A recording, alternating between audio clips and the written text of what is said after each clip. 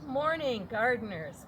This is Anna. I'm out in the church garden today, and it is lovely. It is. There's a slight breeze. I can hear the birds. I've got chives that are just about ready to burst out of their pods, and onions over here that are growing. And when you come to the garden, you're going to see some changes. We have a couple of new beds like the one behind me. And we're going to be planting this garden this week in individual family groups, and I'll explain more about that in a minute. But let me get started by welcoming you here to the garden, and I will light the chalice.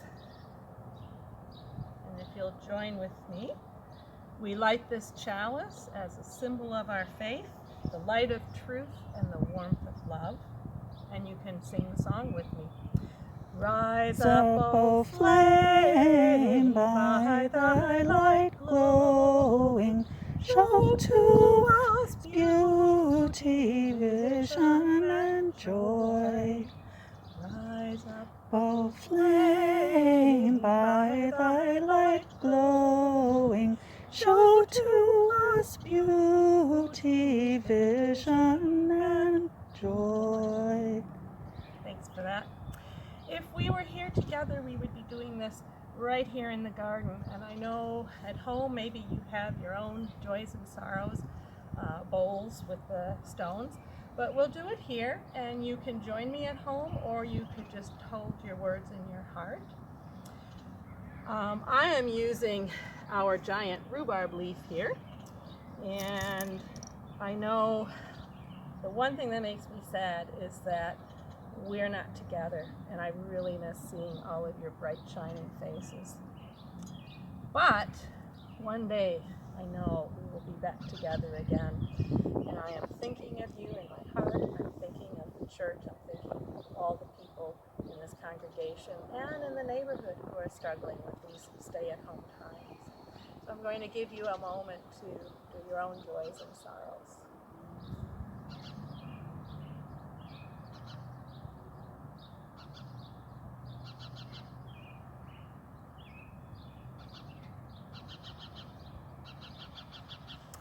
I'm smiling because there's a house sparrow nest up in the gutters, and the daddy house sparrow is chirping at us, so maybe he's got his own joys and sorrows, who knows.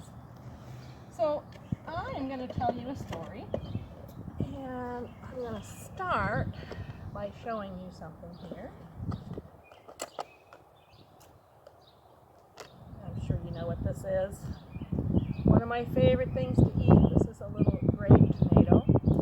And I love eating these. I love them in salads. I will sometimes cook with them if I've got a lot of them. But what I want to do today is to show you what's inside. So I'm just wondering, have you ever really looked at a tomato? I'm going to move this here, and I'm going to cut it in my little box here. And it's a little hard getting through the skin. The skin really protects that tomato. But once I get through it, on the inside, you see something. It's got pulp, which is part of what makes it so satisfying. It's got juice, which I can drip out. And as I let that out, something else is coming here. I don't know if you can see this. If I put this a little closer, maybe Michelle can focus in on that. Do you see the seeds? I'm going to pick one up on the end of my knife. There's one right here, right there. It's not very big. If I put it in my hand, you can hardly see it. It's very tiny.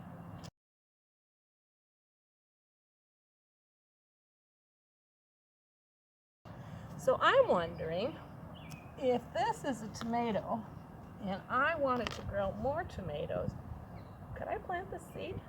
What do you think? Have you ever done that?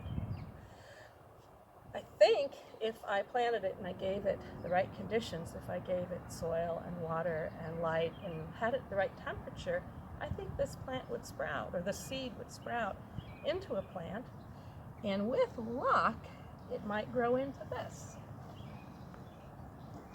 This is a tomato that I started, it's almost been 2 months now, and that's from a seed like that to a plant like that. inside in my basement. And we're going to be planting these in the garden on Monday, coming up, Memorial Day. So if you're available for that, would love to have some of you come help. So tomatoes are pretty special.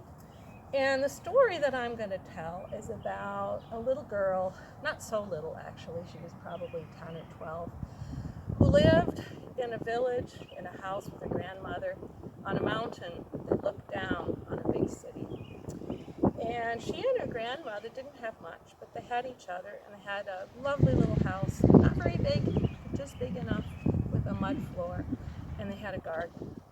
And Concepcion lived with her grandmother, and together they would garden. They would dig up the soil. They took rocks, and they put the rocks down to help mound the soil up. And they would carry water in big buckets like this. Every day they had to go to the creek to get water. And they planted tomatoes, and they planted corn, and they planted chilies, and they planted beans. And out of all of those things, they had wonderful, wonderful food to eat.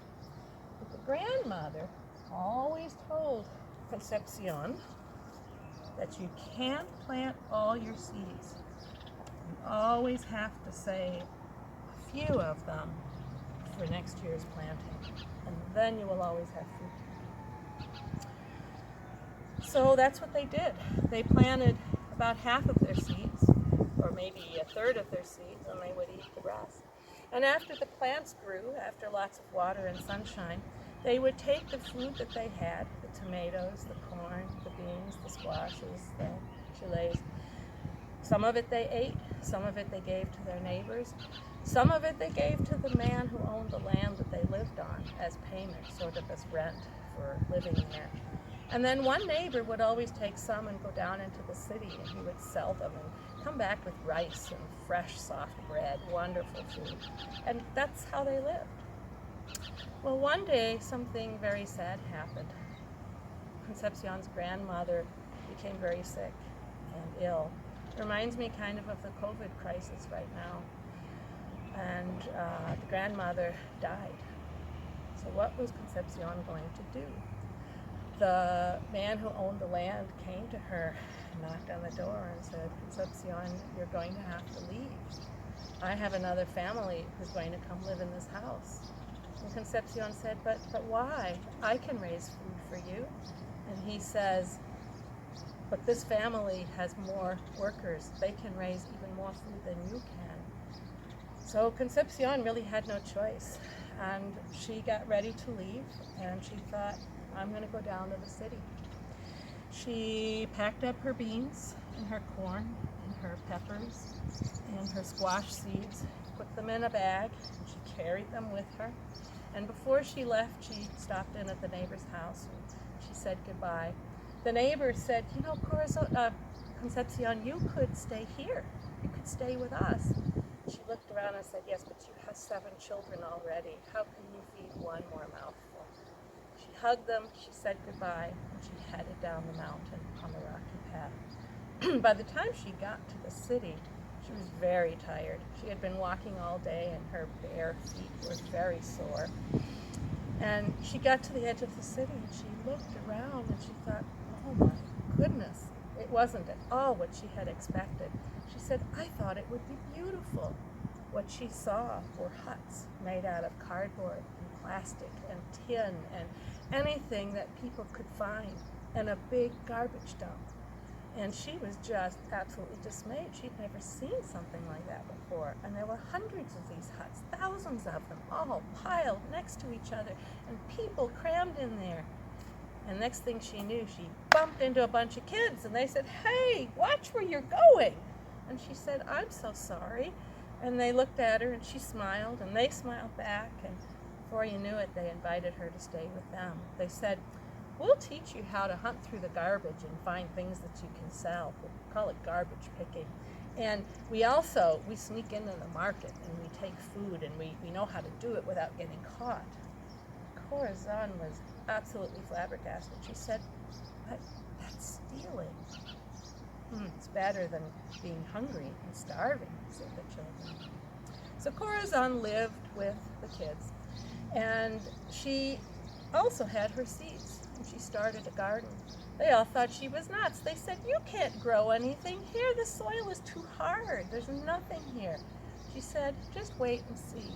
She found a handle from a teapot, from something that was broken in the dump, and she started digging with that. And she piled up the rocks, and she piled up the soil, and then she took her precious seeds and planted just a few of them. She planted her beans and her corn and her squash and her chilies. And she got watered, and she watered them very carefully. And lo and behold, the seeds sprouted, the plants grew, they flowered, they were absolutely beautiful, just as beautiful as they had been up at her first home. One day, while Concepcion was working in her garden, she heard yelling, and she looked, and all the kids were running, and she went and she hid quickly behind some of the garbage, and the police were chasing the kids, and when they got there, they were beating the kids with sticks, and the kids were screaming. It was awful. And Concepcion, when everything was quiet, stepped out, and her friends had bruises, and they were crying, and oh my goodness, her garden had been trampled, and she started to cry. "Why are you crying?" said her new friends. "You weren't the one that the police were beating." She said, "Yes, but look at the garden, my garden, it's ruined." Everybody looked at the garden. So much hope was there, and it was just dashed. But Corazon had saved some of the seeds, because her grandmother always told her, save some of the seeds. So she pulled out the bag, and she got ready to start planting again. And I bet you can guess what happened next. If you think that the kids helped her, you're absolutely right. They all got together, and they made the garden even bigger and even more beautiful, and everybody helped plant the seeds. But Concepcion said, we have to save some of them for later, because that way we'll always have food to eat. And they did that. And this time the garden grew and grew and grew, and the flowers came and the fruit came, and the kids got ready. They were ready for the feast, and they picked tomatoes, and they picked corn, and they picked plump beans and shiny chilies, and they cooked it all down, and it smelled delicious. And next thing you know, some other kids showed up, another group, and they invited them in, and they all had a wonderful, wonderful feast. And when it was all done, Concepcion was thinking, wouldn't it be nice if we could feed all the children in the barrio? But she had an idea. She called the leader of the other group over. She gave him half of her seeds and explained how to plant it, how to make the garden, how to water it. But you always have to save some so that you have food for later, she said. And that night, when she went to bed, she looked up at the sky, and she looked at the stars. She thought, Grandmother, you would be so proud of this garden. And that's the story of Concepcion and some very, very special seeds. So we have a garden, and we have some special seeds as well, and I'm going to walk over and show you where they are. And just so you know, we will have a sign-up genius, and families can sign up on different days this next week, and they can pick a time slot and plant something, and I'm going to show you how it works. All the garden beds have tags, kind of like this, that shows you where to put the crops, where to put the seeds. And we're going to walk over to the table. I've come over to the picnic table, and if you come to work in the garden, it would be very helpful if you bring your own tools and gloves if you have them. We have a few in the box, but we don't want to have to worry too much about wiping them down. If you forget or you don't have them, they're here for your use. The box is under the table, where it's sort of out of sight. So this is my seed library. This is what you'll look for in the garden. Those are sample tags. But inside here will be Ziploc bags. This one is for bag 5. And inside are seeds that are exactly what you need to plant 3 hills of yellow squash, 3 hills of cucumbers, and 3 So those seeds are all ready. And when you're done, you can hang on to the bag or you can throw it away, whatever. And we'll put all of these in here. The sign-up genius will have particular dates and times when you can come, and what we're trying to do is space people out so that they're not next to each other, so that two families, if they overlap a little bit, can still stay out of each other's way, and they can say hi and the other ones can say hi back, and we won't actually touch each other, and we can still maintain social distancing. So that is how we're going to plant the garden this year. There's a few things that have already been planted. We have made some changes. We had strawberries here before, and we dug those up and put them in bed number 2. And that's where they're going to grow. And then the garlic we have put in bed number 7 over there. And we have 2 brand new beds. So we will get to play out here with that, and that'll work out really great. So I'm going to close this box. We'll have some wipes in here next week so that if you do end up using something, you can wipe the handles down and you can wipe the tools down if we need to. So this I will put back down underneath, and I invite you to come to the garden in small groups and small family groups and work here next week. And then I also invite you, if you can't come to church or it just doesn't work into your schedule, there will be explorations that will be posted in the parent resource section online, and you can avail those. My challenge to you for this next week is to think about seeds, think about where they come from, and find some seeds in your home. It could be in the spice cabinet, it could be in the cupboard, it could be in the middle of an avocado, it could be outside in your yard, or in a park near your house when you go. But what I'm going to challenge you to do is to find as many kinds of seeds as you can. Take pictures of them, or if you're an autistic person you like to draw, you can draw them too. And it would be really fantastic if everybody had a garden journal of some kind. You could put them in there, you could share them. We're going to have a Seesaw account where families can post this stuff.